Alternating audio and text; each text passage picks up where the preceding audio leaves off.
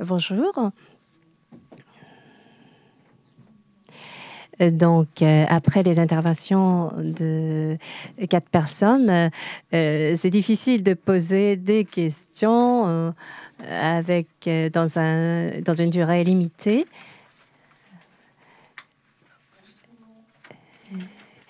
Donc, je voudrais poser des questions en fonction de l'ordre dans lequel chaque invité, chaque intervenant a parlé. Mes questions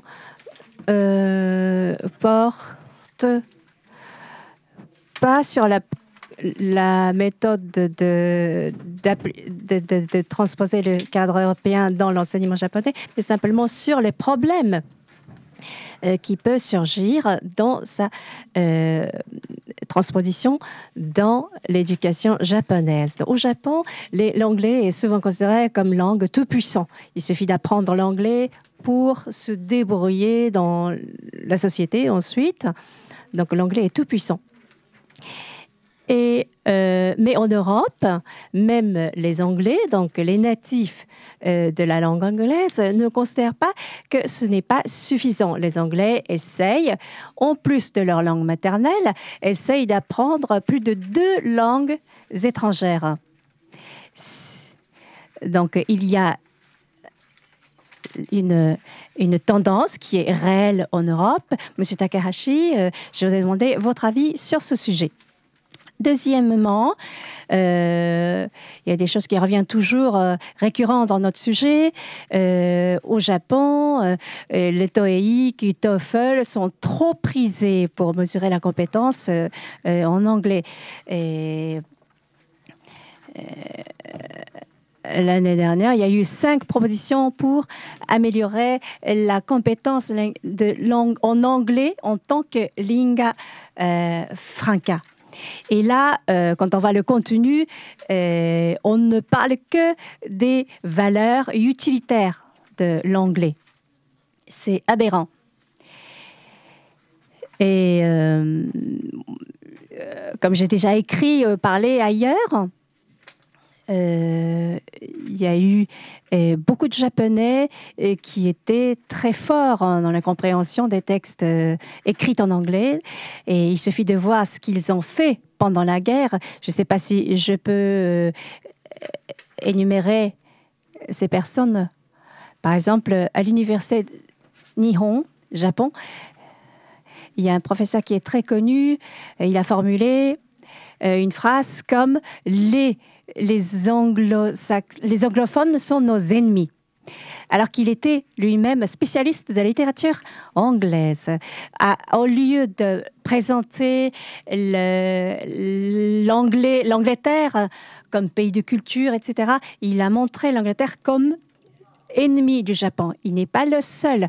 Il y a tant d'autres personnes. Kan Kikuchi Kan, il était très doué, un génie de l'anglais. Il a un diplôme de l'université de Tokyo. Il a fait des études en anglais, mais il a même déclaré que la littérature anglaise n'est qu'une valeur secondaire. Il y a 12 ans, Donald Keane, qui vient de se faire naturaliser japonais, il a mené des recherches sur les journaux tenus par des écrivains japonais. Et récemment publié, la lecture m'étonne beaucoup. Par exemple, qui c'est qui a félicité l'ouverture de la guerre entre le Japon et l'Amérique? C'était des spécialistes de la littérature anglaise. Et il a présenté les Japonais comme un peuple le plus doué du monde. Donc, Donald Keane lui-même, il dit qu'il était très étonné. Donc, la compétence en anglais ne représente rien en termes de la compréhension internationale et la sensibilité internationale. Et depuis 2000, après son histoire de 100 ans, les langues étrangères ont été supprimées dans le concours de devenir un diplomate. Et on dit que ceux qui sont doués en langue étrangère ne sont pas bons pour d'autres, n'ont pas d'autres compétences. Donc, au bout de 100 ans d'histoire, et ceux qui sont doués en anglais se sont avérés donc pas très utiles. Donc, pour devenir un diplomate dans le concours de fonctionnaires de haut niveau, il n'y a plus d'examen d'anglais. Et c'est comment on doit considérer cet événement. Je poserai la question à M. Takanashi, pardon. Donc,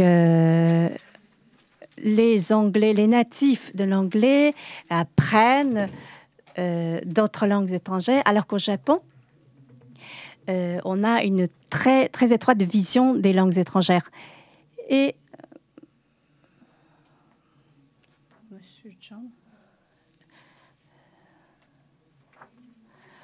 je voudrais poser un certain nombre de questions à Monsieur Bali aussi.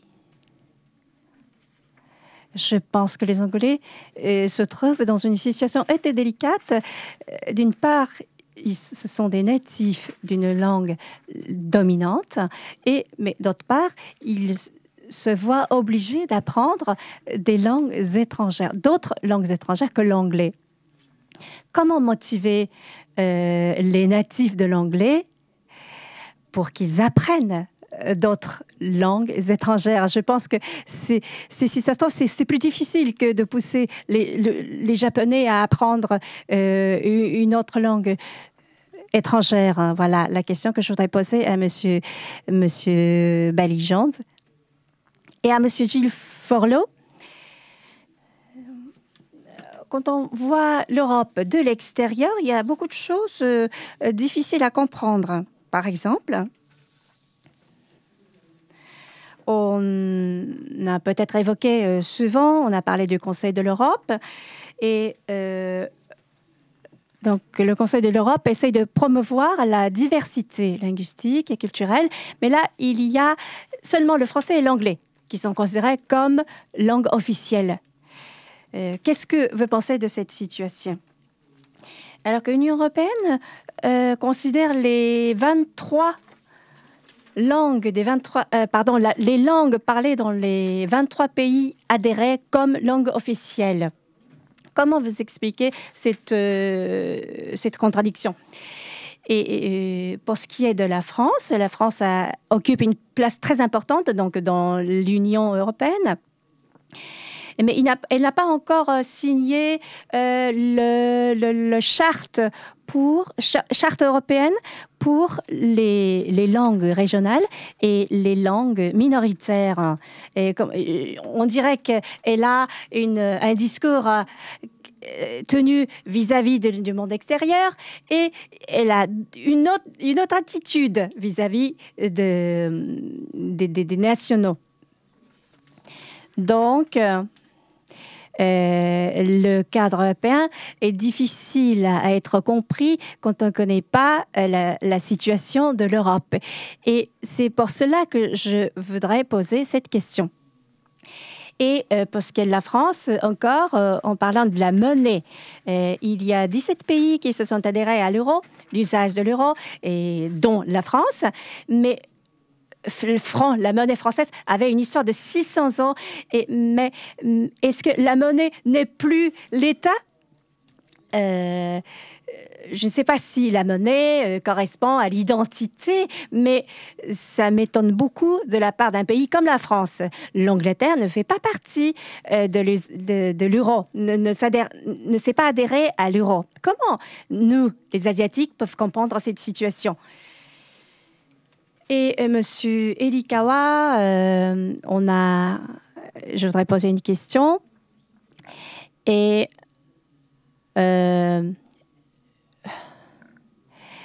pour l'Europe, donc en Europe, on essaie d'apprendre d'autres langues étrangères d'autres langues étrangères que sa propre langue maternelle. Au Japon, le député Hira Izumi a déclaré que les Japonais n'avaient pas besoin d'apprendre d'autres langues étrangères parce que le japonais suffit pour que le Japon se développe. Et il y a une position comme ceci. Et de l'autre part, il y a des écoles au Japon qui enseignent des matières en anglais, sauf le japonais et l'histoire. Et c'est un produit de la politique qui ont accordé ce qu'on appelle des zones de dérogation.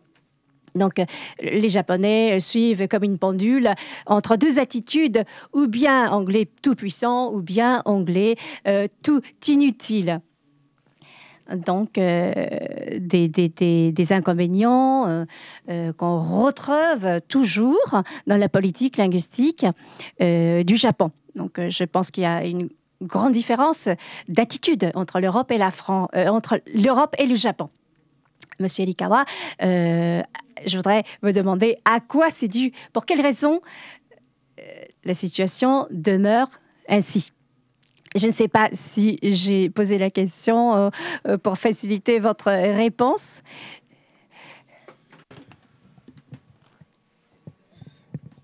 Et maintenant, je donne les paroles à M. Terauchi aussi. Je pense que le M. Terauchi doit se trouver dans une situation assez sensible. Parce que M. Terauchi est un des élaborateurs, des promoteurs du cadre japonais, des références que les Japonais ont inventées à partir du cadre européen. Donc, moi, je ne sais pas avoir suffisamment de temps pour poser beaucoup de questions. Donc, on a évoqué donc plurilinguisme qui touche donc des individus. Alors, est-ce que au Japon, hein, je parle dans les cas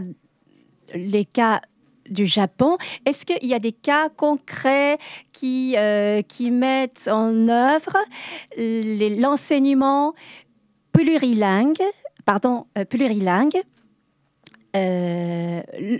l'enseignement de l'anglais dans une vision plurilingue. Et pour former des enseignants maintenant, comment saisir le cadre européen? Voilà.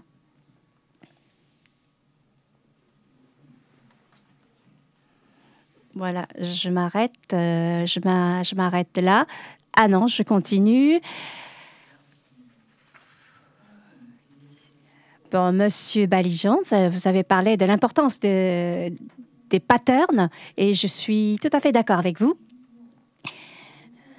Et vous avez parlé de l'utilisation du cadre européen dans l'enseignement de la langue maternelle et dans l'enseignement des langues étrangères. Comment on peut faire le lien entre entre la langue maternelle et des autres langues étrangères? Apprendre. Monsieur Gilles Forlot, je vous demanderai au sujet de l'anglais comme langue de ressources.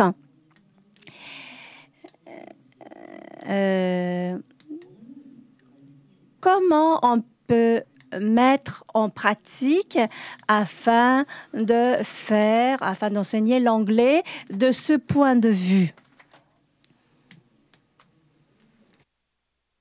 Donc alors maintenant, nous allons passer le micro aux intervenants. Et vous avez 5 minutes chacun.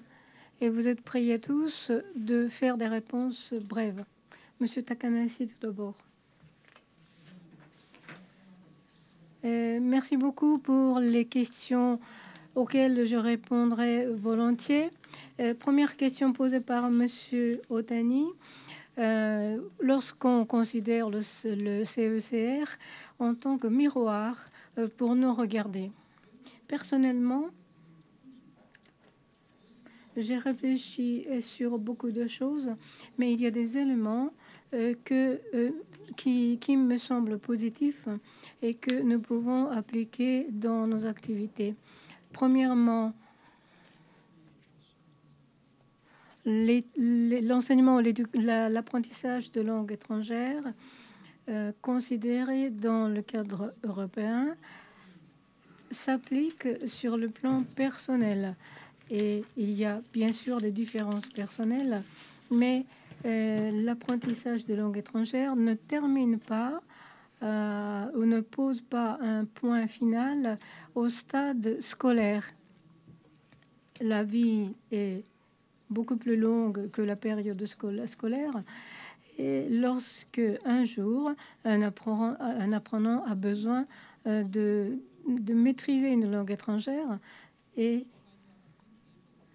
c'est ainsi que les apprenants doivent être garantis de possibilités de continuer leurs études de langue étrangère. Et c'est indiqué clairement dans le cadre.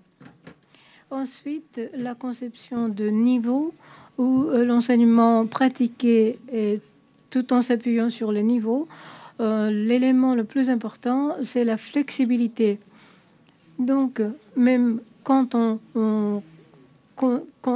même si ça s'appelle un cadre, ce n'est pas un cadre rigide et nous pouvons l'adapter aux besoins et pour appliquer à l'enseignement des langues étrangères au Japon.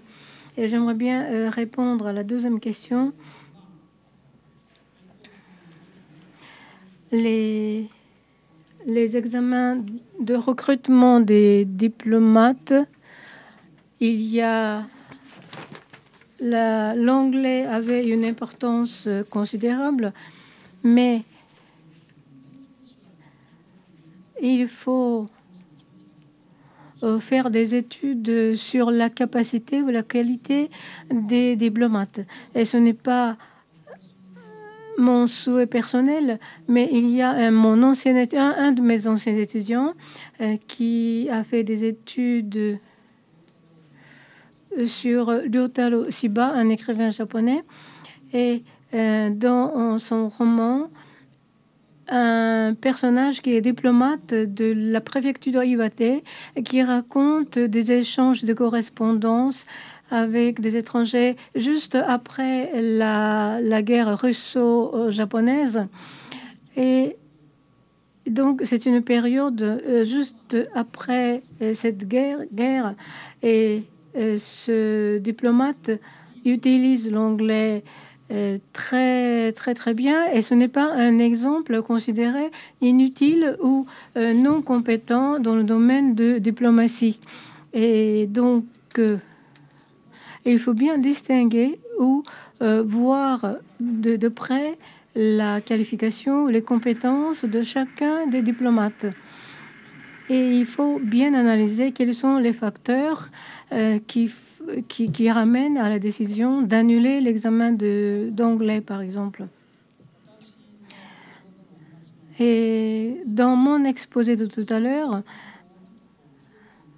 j'ai souligné le plurilinguisme, mais je crois que cet aspect s'est trouvé dans des questions de M. Telaouti, et je crois que je me suis mal exprimée. Comme j'ai écrit dans mon texte qui est à votre disposition, le monolinguisme ou la première langue étrangère ne doit pas être limité à l'anglais. Et ce n'est pas... Mon intention n'était pas de souligner l'importance du plurilinguisme. Et je me demande pourquoi cette question m'a été posée. Et probablement parce que je me suis mal exprimée. Donc, pour répondre à la deuxième question qui m'a été posée, il faudrait penser à la réforme de l'examen d'entrée à l'université organisé par l'État, parce que ce centre d'examen est gérés par l'administration et les modifications sont très difficiles à réaliser par la volonté de ceux qui s'y participent. Et en moyenne, entre 15 et 20 membres de comité se réunissent pour la préparation de l'examen d'entrée et des questions sont préparées de façon subjective. C'est ainsi qu'il y a toujours des erreurs dans les questions qui sont utilisées pour l'examen. Et comme il y a des données qui ont été décelées sur le plan international, il faudrait créer une base de données pour produire ou préparer des questions, des sujets de l'examen. Et ça, ce serait une méthode. Et j'ai présenté mon idée aux membres qui participent à la préparation des sujets de l'examen d'entrée à l'université. Et c'est ainsi que nous pourrons faire des réflexions plus efficaces. Et il y a un comité qui a proposé 5 propositions, le comité de réflexion sur l'enseignement des langues étrangères. Et il faudrait établir un système qui nous permette d'évaluer objectivement les capacités, les compétences des étudiants. La première question posée par M. Telaouti sur le plurilinguisme, et j'aimerais bien répéter que je n'ai pas souligné l'importance du plurilinguisme. Et si vous voulez modifier votre question, je vous prie d'attendre que je termine la réponse à la deuxième question. Bien sûr, il y a l'histoire de l'enseignement de l'anglais, mais nos expériences sont trop courtes pour apporter la réponse à la deuxième question. Le groupe d'experts, il y a au sein des groupes d'experts, il y a un groupe de réflexion sur la formation des formateurs, de futurs formateurs.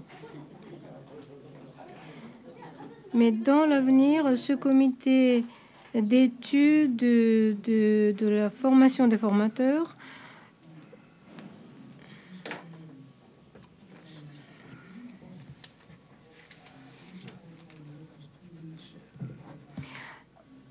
nous essayons de préparer une sorte de portefeuille, portfolio, pour les professeurs. Et quelque chose, K-Portal, nous appellerons K-Portal, que nous proposons aux enseignants. Et nous sommes en train de réfléchir comment concrétiser nos idées, nos projets, et nous arriverons un jour à faire des propositions plus concrètes. Le nombre de données n'est pas très élevé, mais nous collaborons avec le comité des études de l'enseignement et nous constatons quelques tendances qui nous intéressent beaucoup. Et tous ces aspects de formation de formateurs méritent des études plus détaillées. Donc la parole est à Monsieur Barry Jones en 5 minutes. Vous avez la parole pendant 5 minutes. Thank you very much. I will admit to several failings in the English educational system, and one of them is teaching foreign languages. And why? because English is so worldwide that most learners in school don't believe there's much point in learning other foreign languages, because everywhere they go, they will be able to communicate in a foreign language. That's why modern language teachers have such a struggle to teach the foreign language for which they're responsible, mostly in school. So that's where we start from. Why we didn't join the Eurozone is known only to the politicians. It's not known to me. Because it was a political decision which a lot of the English public probably agreed with, because they don't like Europe very much either. And I'm sorry about that, but I can't be held responsible for the views and beliefs of my politicians who rule me in some ways, but fortunately I'm autonomous and can have my own views. Now, there was one thing which was said which I absolutely disagree with entirely, and that is the value of English as a lingua franca, if what you are trying to do is only to communicate between people who've only got English as a possibility. What I would say is, and we've tried this with lots and lots of different school settings with older and younger learners, it is only of a minimum use if what you do with it is very minimal in terms of its extent. If you do with it something which enables the learners, whoever they may be, to enter into the minds and civilizations of other and cultures and communities elsewhere, then you, for learners who are 14, 15, 16 and 17 years old, you are using it not just as a means to get a little bit of communication going between different schools, for example, and it's a school setting where I've seen this most widely used. It's, for example, we have had links where the English was only used by within an exchange of materials between Turkey and Poland. Now, what we were trying to do with English there, because clearly the English children wouldn't understand any Turkish, and the Turkish, in fact, because they were in a French school, didn't understand any English, they used the English to try to discover more about how they lived. That was the only means they had for doing it. And when we were set off in this project, we were trying not to discover simple things about the language, because Turkish was too difficult. What we were trying to say was, what do you do every day? What's school like every day? What do you believe in every day? What's your family like? What do you have to eat? In other words, it became a way of getting into somebody else's minds and ways of thinking and ways of living, and it was the only way we had. And there were some very interesting results from some of the school children who were engaged in that. First of all, when they got the examples of newspapers back from Turkey, it wasn't in a language which they even recognized. They couldn't recognize words within it. And that kind of recognition was very important. They looked at pictures, they looked at photographs, and they had objects which were sent to them. So English as a lingua franca was a means of getting them into other people's worlds. And that was, to my mind, a very valuable experience, and it showed that English, yes, was spoken worldwide in some instances, but English, no, was not spoken worldwide in other instances. And we were using French as the lingua franca, not English, because the schools didn't teach, in this one instance, French. It was in, English. They taught French. So we used as lingua franca French. And they then discovered they could use a language that they were learning in order to get into the worlds of other people. So does it only have a minimal value if it's used as a lingua franca? No, it depends what you do with it. And that would be my argument for that. Then, yes, we are not very good language learners as a whole. We say. The English say that about themselves. But what you find in schools is that you can use the foreign language learning, and that's of course the only context I know. I don't know anything about teaching English as a foreign language because that's not my job. It's teaching a foreign language which happens to be French. What do I try to do to motivate English learners to do it? I try to arouse their curiosity, not just about the language, which I've already discovered a little bit by talking to children. Why do you want to learn French? Don't know, don't want to learn French. Really? Why not? Because French isn't going to be very useful. What do you mean not very useful? Because I haven't had any context in which I could make use of French. So you create the context in which French can be made some kind of use of. As a lingua franca, I'm going to use this example all the way through because that's the only one I know. First, and secondly, as a way of discovering and arousing curiosity about language itself and the culture of the other people.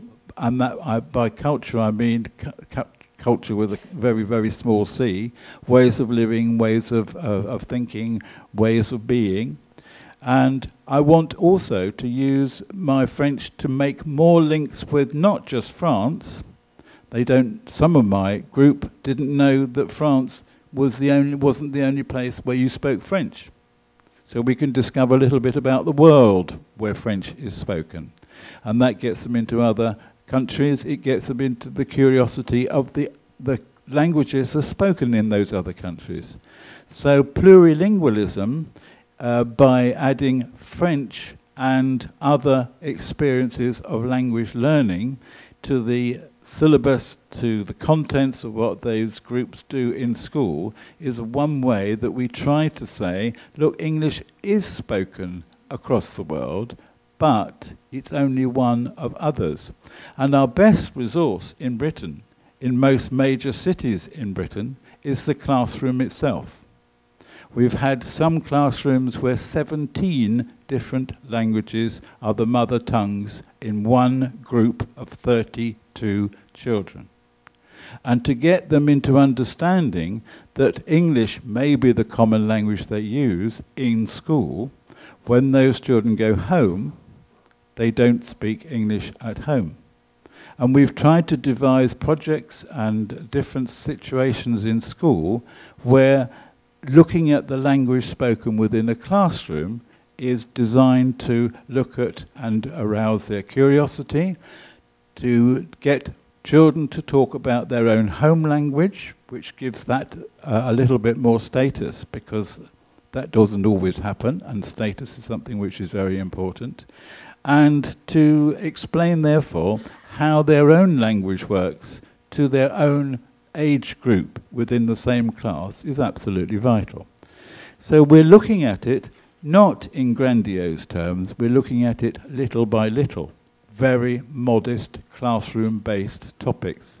And then French becomes, which is our foreign language mostly, becomes one language amongst many others. And then we say, if you're going to learn that language, and this was my last example, why don't you pair up with somebody else in this room, and we had the project last year, of pairs of people working together, and they had a 10, 12-week period only to teach each other the language which the other one didn't speak.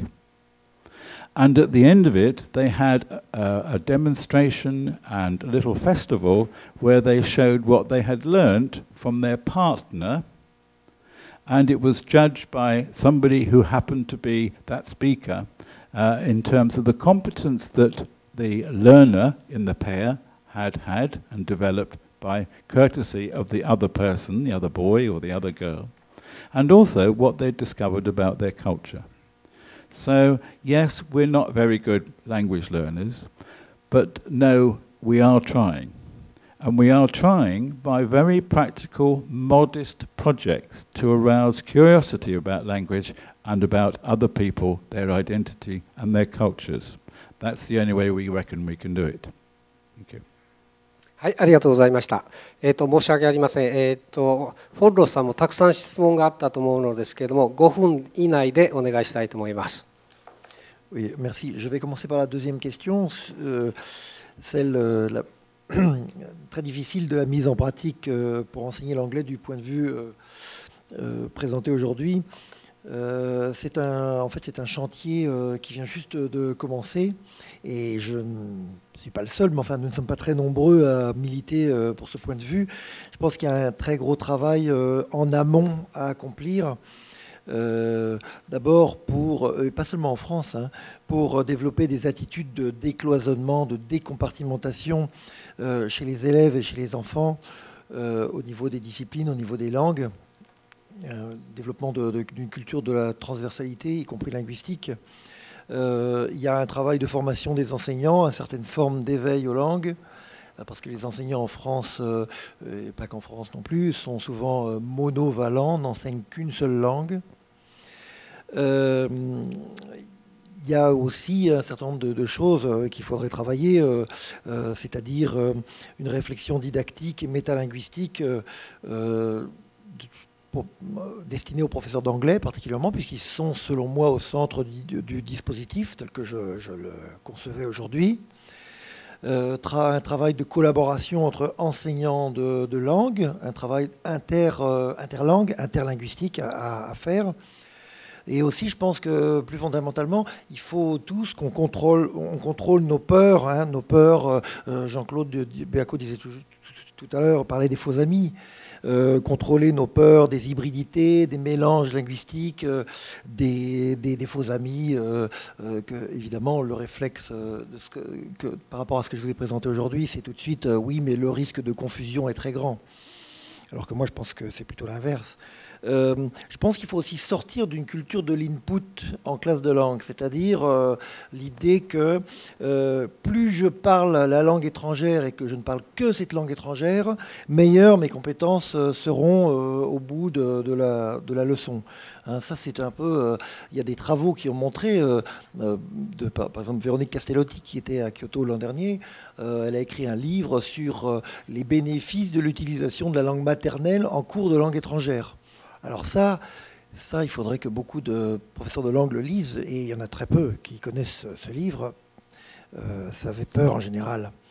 Voilà. Pour la première question, sur la charte des langues minoritaires, c'est des questions un petit peu... on va dire, moi, je ne suis pas un homme d'appareil, donc je ne connais pas toutes les réponses à ces questions-là, mais je pense que la France a récemment signé à minima la charte des langues minoritaires. À minima, c'est-à-dire on peut signer à plusieurs niveaux. Enfin, quoi qu'il en soit, la question du professeur tout à l'heure est intéressante parce que de toute façon, il y a une réticence qui est en lien avec ce que j'ai dit il y a une minute. Il y a une réticence en France vis-à-vis, en général, de la minorité, de la minoritude, si vous voulez.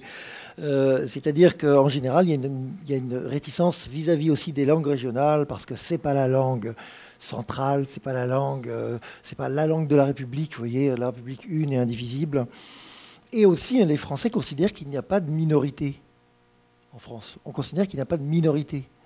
Donc automatiquement, les politiques sont réticents vis-à-vis de la signature de ce genre de documents.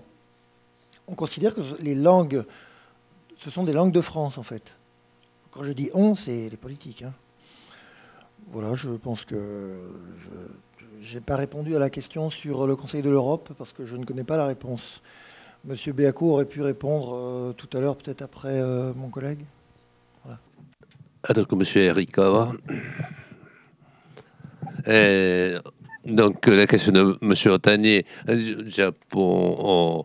Et avec des cycles très longs, des fois on attache beaucoup d'importance à l'anglais, et des fois au japonais. Et donc il y a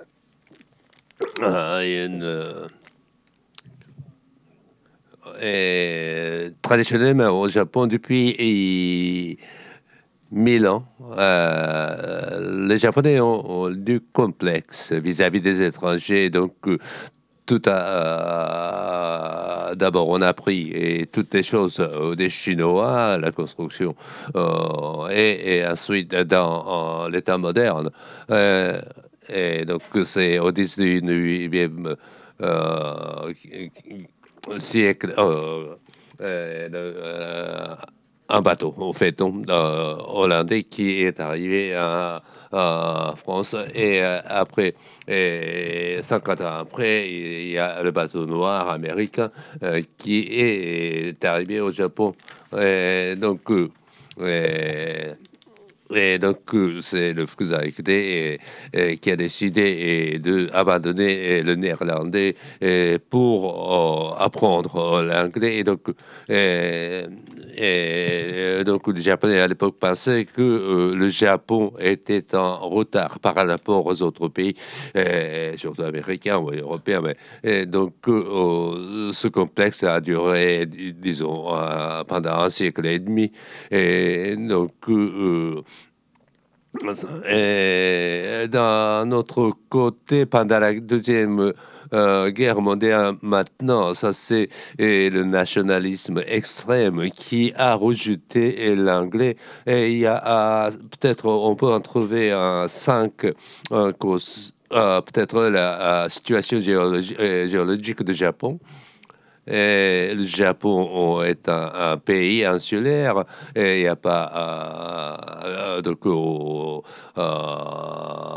ça c'est une des causes. Et deuxième, la fermeture du Japon pendant l'époque Edo, pendant 200 ans. Et troisième cause, ça c'est la différence de la famille linguistique entre l'anglais et les langues européennes occidentaux. Et donc, des fois, on attache trop d'importance à la langue materne. Et quatrièmement, c'est le très haut niveau de la traduction japonaise des œuvres, des documents occidentaux. Et donc, on a et le cinquième, et donc la puissance de la langue maternelle japonaise. Le nombre de japonais est assez élevé et donc le japonais a toujours été au 5e rang peut-être comme langue le plus utilisée et donc en ce qui concerne la question de professeur Terauchi, je vous donnerai des informations et des écoles où on enseigne autres langues que et donc et par exemple, avant la guerre, l'université de Tokyo a été créée depuis l'époque de Meiji et il enseignait l'allemand à la place de. Et ensuite, il y a Gyosei qui. Et deuxièmement, en ce qui concerne il y a un Saitama, il y a un lycée Keio Shugi et qui enseigne plusieurs langues étrangères. Donc, c'est une approche très interculturelle. Et troisième, il y a la multilingue qui ont les internationaux, c'est-à-dire pour les Coréens qui habitent à Osaka, il y a des écoles qui sont spéciales, qui sont des écoles de Coréens, et même à Hokkaido, là où on apprend le chinois.